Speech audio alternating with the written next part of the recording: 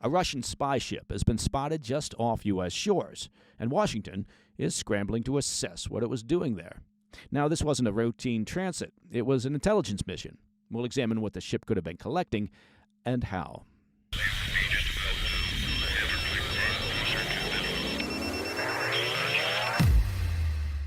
A Russian military intelligence ship was detected just 15 nautical miles off the coast of Oahu, Hawaii, prompting a rapid response from the U.S. Coast Guard and raising fresh questions about Moscow's surveillance efforts in the Pacific.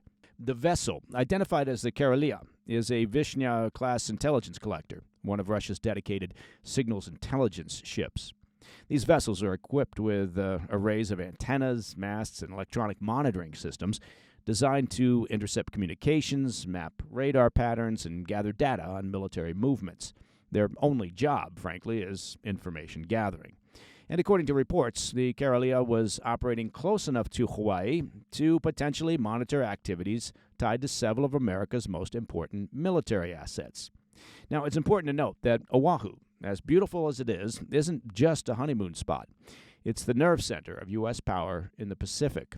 It's the headquarters of U.S. Indo-Pacific Command, along with the U.S. Pacific Fleet, submarine facilities, missile range instrumentation, long-range radar networks, and communications hubs that link the U.S. to allies throughout Asia.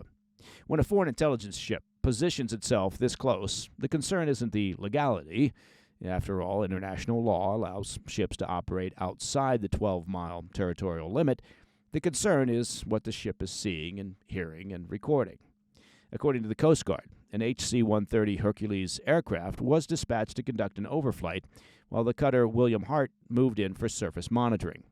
Officials described the encounter as, quote, safe and professional, meaning there were no dangerous maneuvers, no interference, and no warnings issued. Now, this wasn't an isolated case. Russian intelligence vessels have appeared off Hawaii before, including a similar incident in 2021. In the broader Pacific, Russian military aircraft have increased flights near Alaska, often prompting U.S. intercepts. Around Europe, Russian activity near undersea cables and offshore infrastructure has raised alarms among NATO members.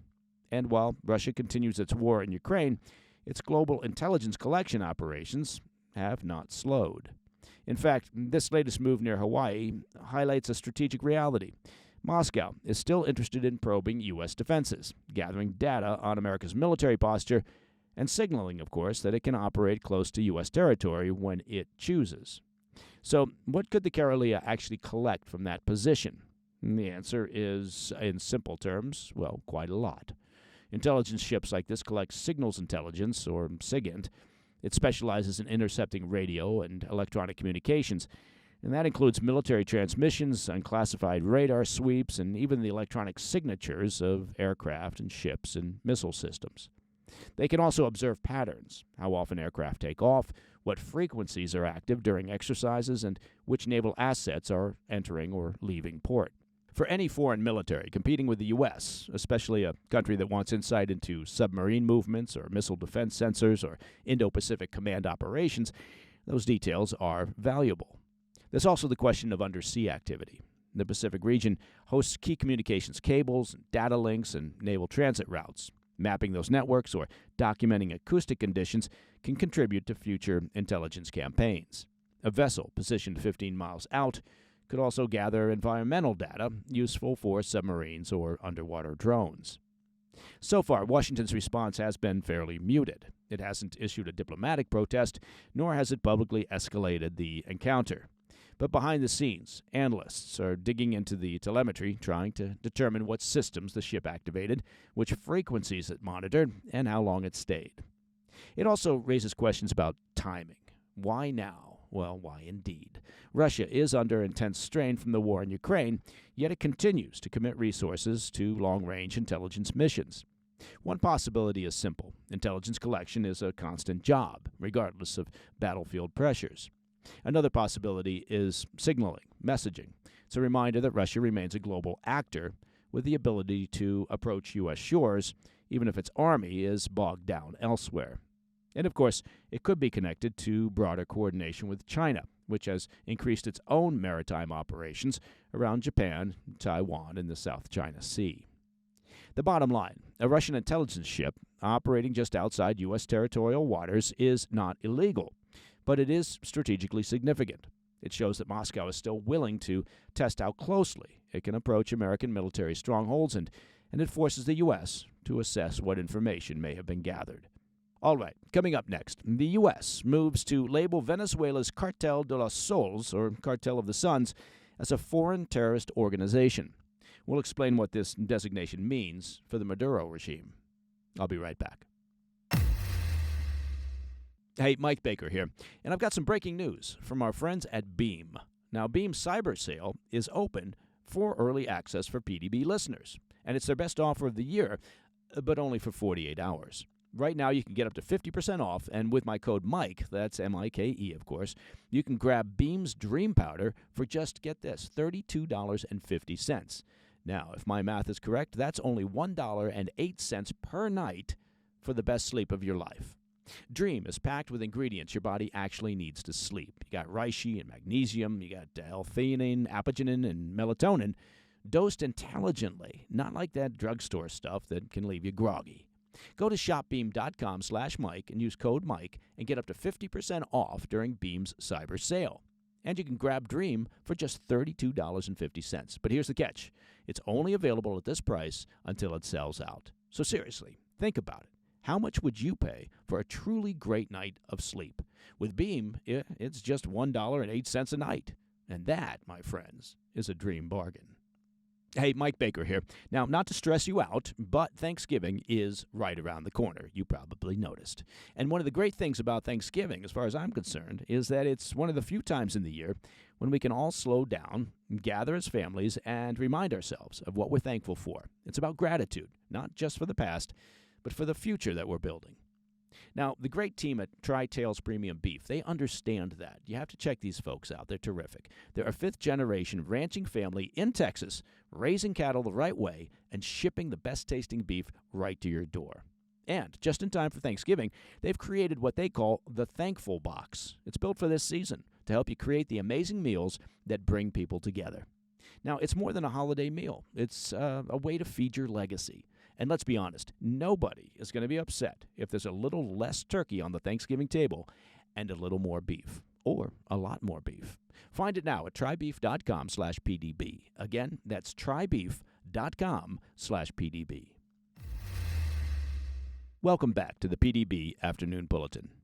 In the latest move to pressure the Maduro regime, the U.S. State Department is preparing to officially designate Venezuela's Cartel of the Suns as a foreign terrorist organization. That designation is scheduled to take effect on the 24th of November, and it represents one of the most significant escalations in U.S. policy toward Venezuela in years. According to the State Department's announcement, U.S. officials say the organization is not just a narcotics operation. They describe it as a network that blends high-level corruption, drug trafficking, weapons smuggling, and political violence with participation from senior Venezuelan military officers and current and former government officials. In their view, this is more than a cartel. It's a state-protected criminal enterprise embedded inside the Maduro regime. For years, U.S. intelligence has tracked the cartel's movements through Venezuela's armed forces, especially the National Guard and military officers who allegedly facilitate cocaine shipments to the U.S. and Europe. The new designation signals that Washington now considers those activities to rise to the level of terrorism, not just criminality. The new designation has a number of important ramifications. First, it triggers new legal authorities that allow the U.S. to seize assets, block financial networks, and prosecute anyone providing material support to the group. That includes individuals, companies, foreign facilitators, and even state entities if the evidence connects them to the cartel's operations. Second, it increases the potential for expanded U.S. operations in the region. Labeling a cartel as a terrorist organization opens the door to a much wider set of response tools, from intelligence sharing with partners in the region to more aggressive maritime and airborne interdictions. Third, it complicates the geopolitical landscape for Maduro. If parts of his military and security services are now officially linked to a designated terrorist organization, it raises serious questions about Venezuela's international standing and may isolate the regime even further. U.S. officials told CNN that the goal is to apply maximum pressure without closing off diplomatic channels entirely. but the designation will make it harder for any third country to openly support or work with Venezuelan security institutions. Of course, the move comes at a time of rising tensions between the U.S. and Venezuela. As we've been tracking closely here on the PDB, American naval and air assets have increased activity in the Caribbean and the South Atlantic, and U.S. intelligence officials say they're monitoring growing cooperation between Venezuela, Iran, and Russia. By designating the cartel as a terrorist organization, Washington is sending a message not just to Caracas, but to its partners as well. Now, the designation does raise some questions. One is just how unified the cartel actually is. Analysts note that the cartel is often described less as a single centralized organization and more as a collection of corrupted officials and military factions operating under the same umbrella. That means the impact of the designation may vary. Some networks may be exposed and disrupted quickly, while others could continue operating in the shadows. Another question is Venezuela's response. Maduro has previously denied the cartel's existence, what cartel, and accused the U.S. of weaponizing sanctions for political purposes. Now that the terrorist label is being used, the regime may attempt to rally support from allies like Cuba, Nicaragua, or even Russia and China. And finally, there's the question of regional stability.